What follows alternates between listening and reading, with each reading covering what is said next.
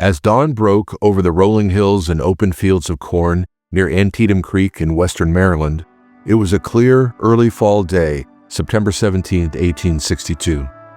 Sharpsburg lay nearby, a town of 1,200 farmers and tradesmen. The houses were as modest as the dirt road that formed Main Street. At 5:30, rifle and cannon fire broke the tranquility of the new day. By dusk, when the smoke had cleared, Antietam had taken its place as the bloodiest day in American history.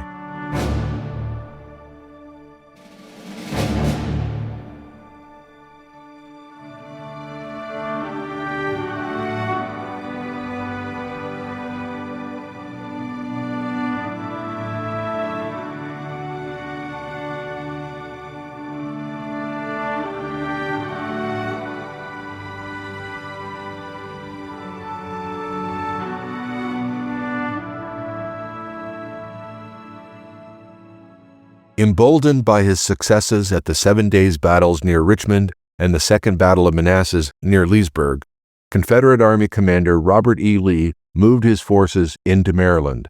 The stakes were high. For the first time, Lee and his rebel troops had brought the war into the North. Confederate victories in Union territory could lead to the fall of Washington, D.C.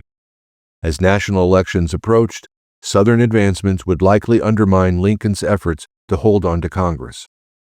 And if Lee could win in the North as he did in Virginia, the Confederacy just might win the recognition of European nations. Lee needed a supply line through the Shenandoah Valley.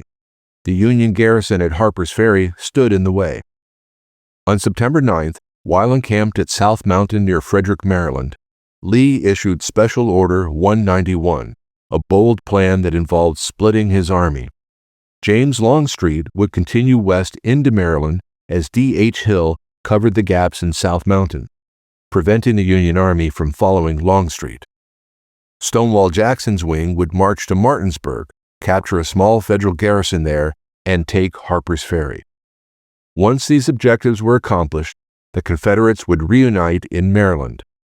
On September 12th, Jackson, with the help of A.P. Hill, Lafayette McLaws, and John G. Walker, besieged Harper's Ferry. On September 13th, however, in a field near Frederick, 2 Union soldiers stumbled onto a copy of Lee's orders. The document was wrapped around 3 cigars.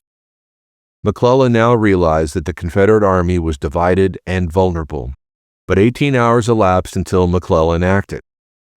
That night of September 13th, a pro-Confederate Marylander who had witnessed McClellan's discovery of Lee's plans rode hard to General Jeb Stuart, commander of the Confederate cavalry. He in turn informed the Confederate commander. Reinforced by Longstreet, D.H. Hill and his forces defended the gaps at South Mountain until nightfall. They had bought Lee a day. Now the commander, who had won 2 major campaigns in the previous months, had 2 choices: to withdraw before McClellan could strike while his army was still divided, or to position himself to fight. Lee withdrew west to Sharpsburg, Maryland, to take another stand in his attempt to strike a blow on Northern soil. On September 15th, Jackson and the Confederate forces captured Harper's Ferry. On September 16th, most of them arrived in Sharpsburg. A.P. Hill had stayed behind to collect armaments from the Federal garrison.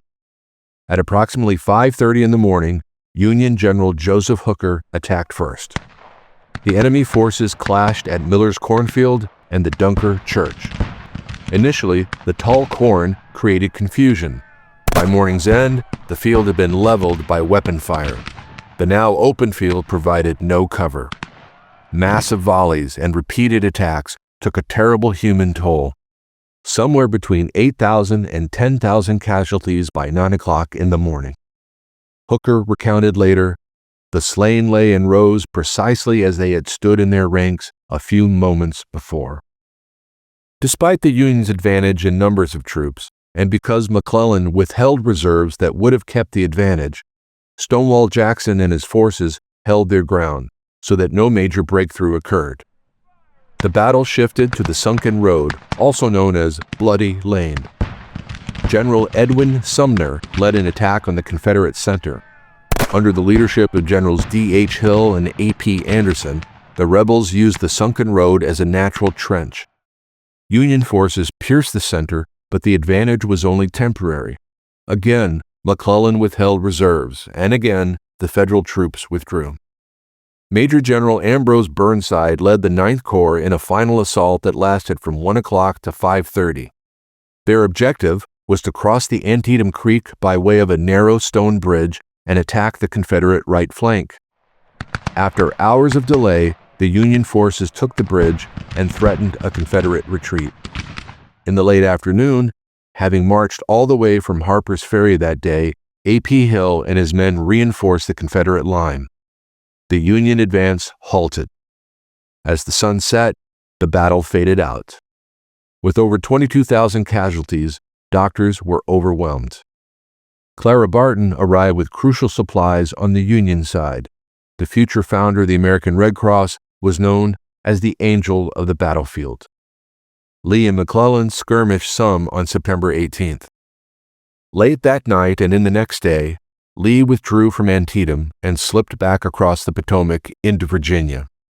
The battle ended inconclusively, but because Lee's advance was halted, Lincoln considered it a strategic victory. Just a few days later, that interpretation helped Lincoln issue the Emancipation Proclamation.